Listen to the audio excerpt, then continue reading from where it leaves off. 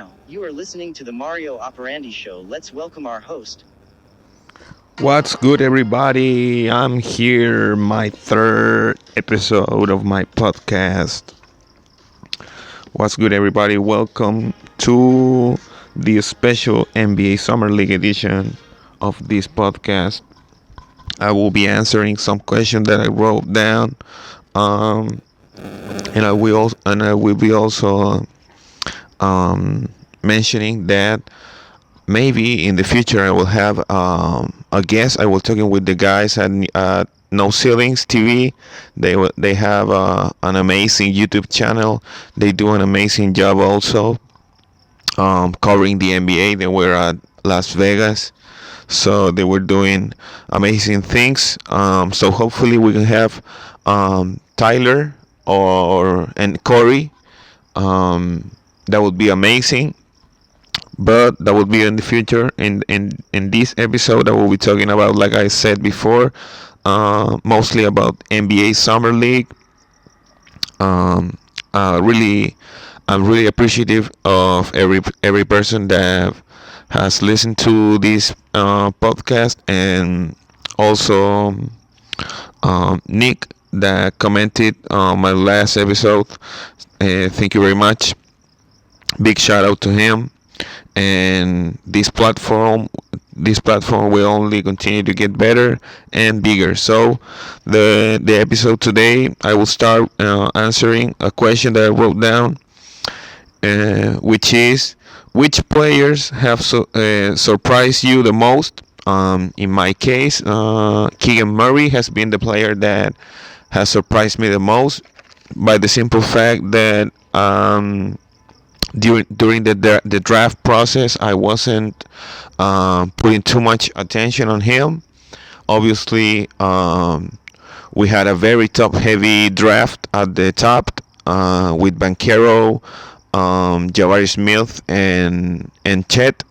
So that was I have to recognize also that maybe it was my fault that I didn't pay much attention to Keegan Murray, but he has been very, very solid for me. The biggest surprise so far, we've seen obviously that Banchero was shut down by the Magic after 2 games. Chet played. I'm pretty sure that he played all games. In which obviously we saw his debut was amazing, and he has been steady ever since. And obviously Jabari is doing his thing on the Rockets. But as far as the top 3 picks, I have to say that the player that has surprised me the most has been Keegan Murray of the Sacramento Kings. The next question is, who's the best defensive player? In my opinion, I would say that Chet has the potential to become the best defensive player in this draft, because of his ability to rim protect, coming from the weak side. And another name that I would mention too, that can be a serious candidate for all NBA team, and defensive player of the year as well, has to be Jabari Smith. He's obviously has his weaknesses, but one of his main strengths has been his defense.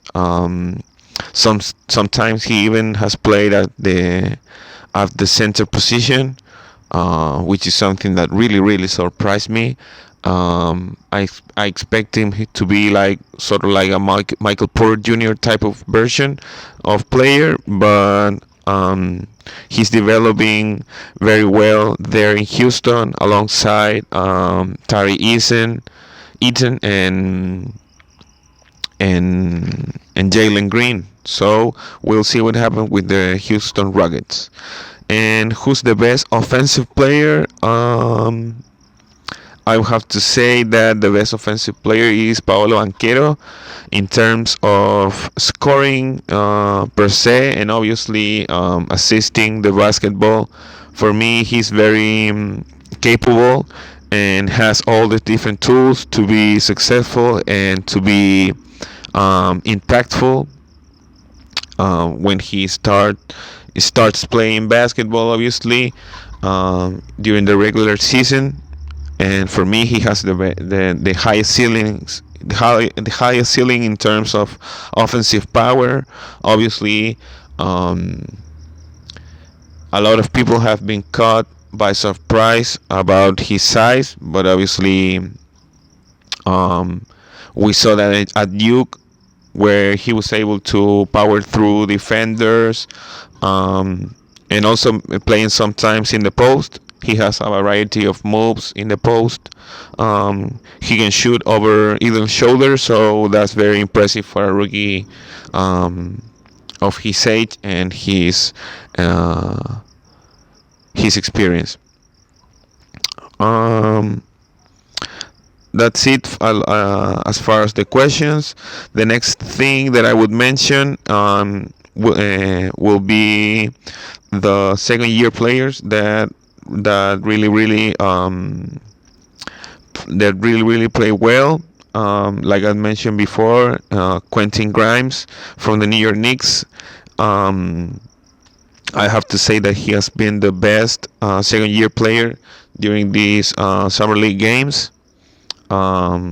He has a lot of fluidity, and he's a very good 3-point shooter. So we'll see. Maybe we need to pay attention. Maybe he will be in a package in exchange maybe for Donovan Mitchell. If I was the Utah Jazz and I would engage in conversations with the New York Knicks, I would ask for Quentin Grimes. That would be a very good piece that the Utah Jazz can get in return for their star Donovan Mitchell. Another player has been Josh Giddy. Obviously, we saw the potential that he showed during the last season. Obviously, he was also injured and didn't have the ability to be on the floor available for his team. But as far as the summer league, he has been very, very, very great, assisting the basketball and showing the chemistry that the OKC team has. Obviously, a very, very young team, and the future is bright for them, for Giddy, for SGA, for Jay Williams, and for Chet Holmgren. So that was another player that surprised me, and I have no. I wouldn't say that surprised me, but I have to highlight his performance during the summer league games. The other one is Sahir Williams, the player from the Memphis Grizzlies, a very skinny player. We saw him do well during these summer league games, and hopefully he will have a bigger role with his team after the Anthony Melton after the Anthony Melton was traded to the Philadelphia 76ers. Maybe he'll have another opportunity to get more minutes from the rotation. The other players are from the Golden State Warriors. Moses Moody, obviously we saw him drop 34 points. And obviously Jonathan Kuminga, he obviously shows his athleticism and his dunks, but it only shows how well prepared Golden State Warriors is in terms of developing young players and giving them a chance to shine. I think that's very important. That's very important to highlight, and we have seen the results of that plan, the way they handle their player development over there. So that's a testament of greatness for them. So we will see. Now I'll talk about the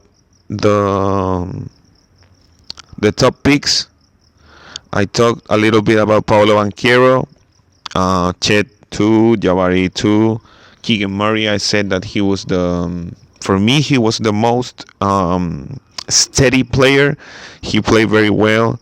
Um, for me, he has like a little Kyle Kuzma on him, um, but his personality, he's a very quiet player, very reserved, and I also really like that from his personality. Jaden Ivy, we saw a little bit of him. The first game, he was out of control. We saw him very erratic in terms of maybe the game was not as slow as it was during his second game, where he got injured. Obviously, he rolled his ankle, and we never saw him after that. But Jaden Ivey has an opportunity alongside Kate Cunningham um, to shine and to maybe put the Detroit Pistons into playoff contentions, maybe get into the playing game. The Pistons have the center that was traded from the New York Knicks, Duran. He has 17 years old. He's 17. So it's important that the Detroit Pistons, a team obviously that was in the basement for the last couple of years, can get these type of players and put them in positions to be successful. So that's important. The Pacers, number 6 is Benedict Mathurin.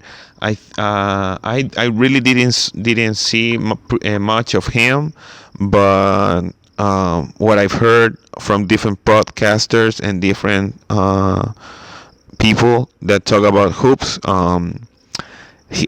they highlight his jumper and obviously his athletic ability. So we will see how Mathurin can play alongside Halliburton in Indiana. They also have Duarte there, Buddy Hield, Miles Turner. So that would be another interesting situation for the rookie. The Blazers, Shadon Sharp. We didn't see a lot of him. I'm blanking right now, but maybe we saw him for one game, but that's not enough for me. I think he will be in the G League this year, because obviously he didn't play his last year at college, and scouts pretty much only had footage of his high school's years to evaluate. So that's it's a situation that I put a question mark on it with Shadon Sharp. The next one, Johnny Davies. I think he has an opportunity there in the Wizards to play his position and obviously try to help Bradley Beal after signing that huge extension.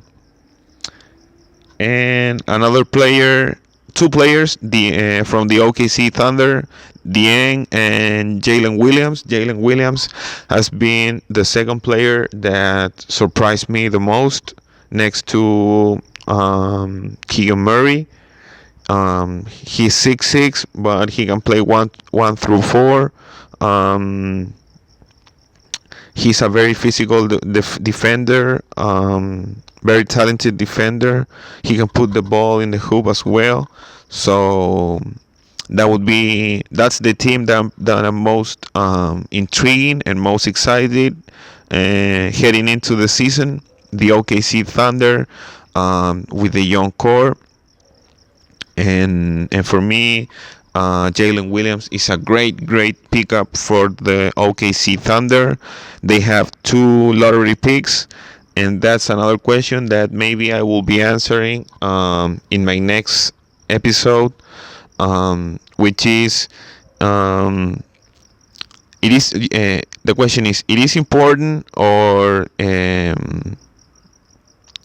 is important that a team like the Oklahoma City Thunder can have two top picks in the lottery, and we don't see that pretty often. But I think that having two picks in the lottery is not a guarantee to be a successful organization, and to go from the basement to being a contender. I don't think that's a guarantee. But in this case, the Thunder have been has been accumulated a lot of draft picks, and we'll see if it pays off. They have a season to fight and to compete. That's the most important thing, I think, for NBA players, to be able to compete. I'm pretty sure that there is no NBA player that enjoys being in a losing situation, being in a poor run organization. We saw the example of Andrew Wiggins in the Minnesota Timberwolves when he was traded to the Warriors. How well he looked during the finals, and arguably being the second best player in that series, being better than Tatum. So that's a topic for another day. That if a basement team should target having two lottery picks, that's a question that maybe will be answered in another episode. So that was it for today. Thank you guys for being here. Third episode of Mario Berandi podcast. I'm sorry, and thank you very much. Subscribe to the channel. Leave a comment. Leave a suggestion. Leave maybe some constructive criticism. I'm open to it. So thank you very much. I'll see you on the next episode.